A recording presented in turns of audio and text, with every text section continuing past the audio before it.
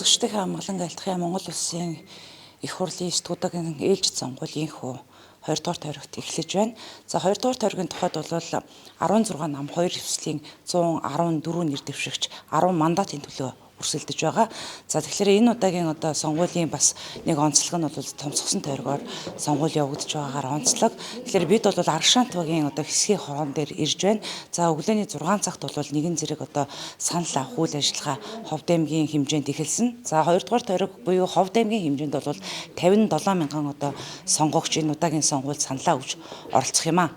За Монгол Улсын их хурлын ээлжид 9 дахь удаагийн сонгуул орон даяар эхэллээ. За улсын хэмжээнд 21 нам эвсэл энэ удаагийн сонгуульд оролцож байгаа бол баруун бүсийн аймагуд болох Ховд, Увсэл, Завхан, Говьалтай гэсэн 4 аймгийг нэгтгэн сонгуулийн 2 дугаар тойрог болгоод байгаа. За улсын хэмжээнд хамгийн олон сонгогчтой, хамгийн олон мандаттай тойргоор нэрлэгдээд байгаа 2 дугаар тойргийн тухайд 16 нам 2 эвслийн 114 нэр дэвшигч 10 мандатын төлөө өрсөлдөхөөр саналын хуудсанд бичигджээ. За бид Ховд аймгийн хэмжээнд буюу 2 дугаар тойргийн тухайд бол нийтдээ хичнээн хэсгийн хороо ажиллаж байгаа. За хэсгийн хороодын үйл ажиллагааны талаар аймгийн сонгуулийн хорооны гишүүн Баяр Сүхтэй уулзаж ярилцж байна. За тэгэхээр Ховд аймгийн хэмжээнд нийтдээ хичнээн хэсгийн хороо ажиллаж байна. Сонгуулийн бэлтгэл ажил хэвийн явах нөхцөл боломжийг бүрэн хангасан гэж үзэж байгаа юу?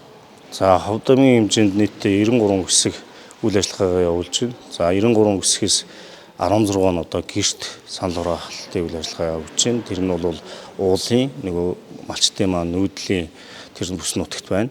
За үүнээс 93 хэсгээс 51 нь бол цахилгааны нэгдсэн их усүрд холбогдоогүй мотор асааж ингэж явж байна.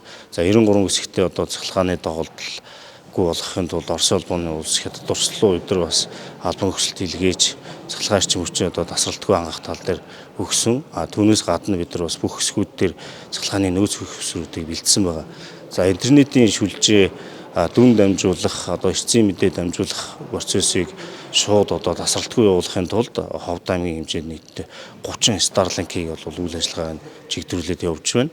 За энэ Starlink бол тухайн хэсэг 2-5 цаг явж дөнгөө дамжуулдаг, 2-5 цаг явж мэдээгээ дамжуулдаг байсан бол яг тэр тухайн байршил дээрээ санал авах байршил дээрээс мэдээлэл дамжуулж байгаа нь ач холбогдолтой байна. Тийм.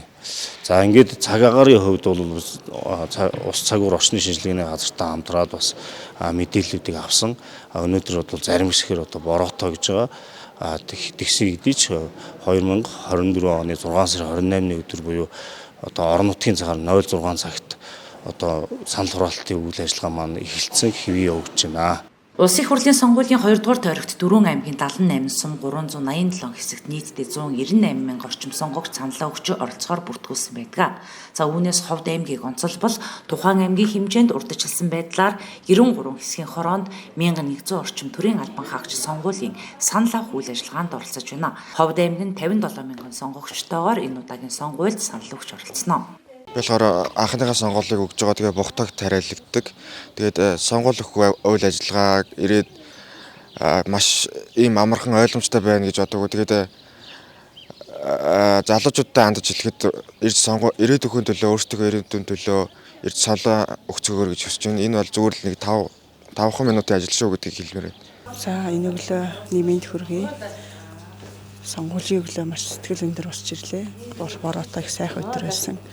Хэцүү шудрах сайхан сонгуул болох байхаа гэж бодож байна. За хэр ойлгомжтой байна саналын хугацаа бүгдэж? Ойлгомжтой байна. Маш ойлгомжтой.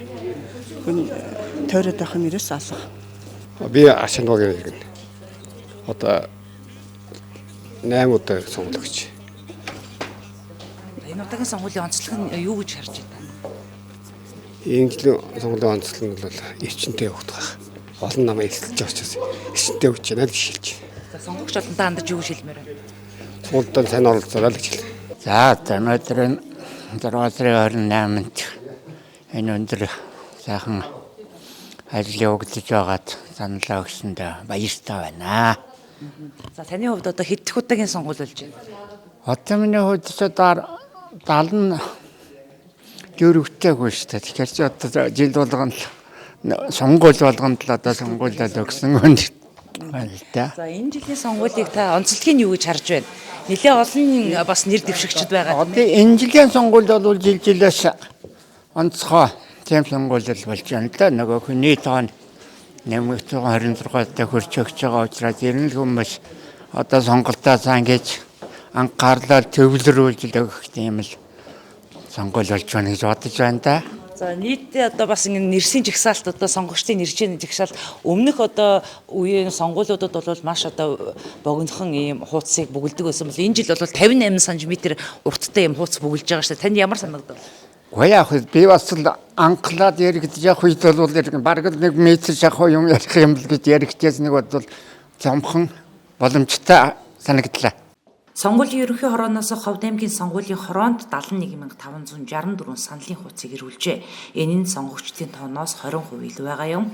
За харин аймгийн 93 хэсэг буюу санал авах байруудын ихэнх нь хөдөө байдаг учраас сүлжээгүй тог цахилгаанд холбогдох боломжгүй 30 газарт мөн тооны Starlink төхөөрөмжийг суйрлуулад байна. Аршаант багийн хэсгийн хороо дээр одоо эрс одоо ямар хувь байна? За эдвэх оролцоо юу ямар байна? Танах нийтдээ одоо хичнээн одоо хүн сонгуул өгөх ёстой вэ? За энэ улсын их хурлын 9 дахь удаагийн сонгуулийн одоо ээлжид санал авах үйл ажиллагаа манай 2 дугаар тойргийн 9 дугаар хэсгийн хорон дээр явагдаж байна. Орон нутгийн цагаар 6 цагаас, Улаанбаатарын цагаар 7 цагаас санал авах ажиллагаа маань албан ёсоор эхэлсэн. За 9 дугаар Аршаанд 9 дугаар хэсгийн хорон дээр нийтдээ 1377 иргэн санал өгөх ёстой. За үүнээс урд өдөр нь 21 иргэнээс бид бүхэн зөөврөөр санал авсан. 21 иргэний маань санал амжилттай уншигдсан. За одоогийн байдлаар нийтдээ 5 орчим хувь нь саналаа өгөөд байна. 60 гаруй хүн санал өгч байна. Санал авах үйл ажиллагаа маань хэвийн доктортой амжилттай явагдаж байна. Танай хэсгийн орон дээр нийтдээ хичнээн одоо төрийн албаа агч ажиллаж байна. За мөн одоо хүндлэнгийн ажиглагчаар одоо хичнээн нам эвслийг хэдэн хүн бэ? За нийтдээ 9 дугаар хэсгийн хорон дээр 9 одоо төрийн албаа агч ажиллаж байна. За үүнээс санал тоолох машины даамал, иргэний бүртгэл мэдээллийн ажилтан, за хэсгийн хорооны ажилчид, хэсгийн хорооны дарга, нарийн бичгийн дарга, за ингээ гишүүд гэсэн энэ бүрэлдэхүүнтэйгээр нийтдээ 9 хүний бүрэлдэхүүнтэй санал авах ажиллагаа явагдаж байна. За Монгол Ардын нам, ардчилсан нам, хүн намаас одоо ажиглагч нар сууж ажиллаж байна. Урд өдөр буюу өчигдөр гадаадын одоо ажиглагч бас ирж сонгуулийн хэсгийн хорон дээр одоо байр байдалтай танилцаад явсан байгаа. Сонгуулийн үйл ажиллагаа энэ Аршаант баг дээр хэрхэн яаж явагдаж байна? За өглөө 6 цагт сонгуулийн үйл ажиллагаа эхэлсэн. Тэгээд одоогийн байдлаар зөрчил тийм юм гарсангүй байна. За энд одоо хичнээн өөртөө ч хамттай ажиглагчаар хичнээн одоо хүн сууж байна. Ямар нам эвслийн хүмүүс сууж байна? Хүн намаас сууж байна. Ардс намаас сууж байна. Ингээд яг 3 хүн л сууж ажиллаж байна да. За өглөөний 8 цагийн байдлаар нийт санал хураалт 6.6% ургжилж байна.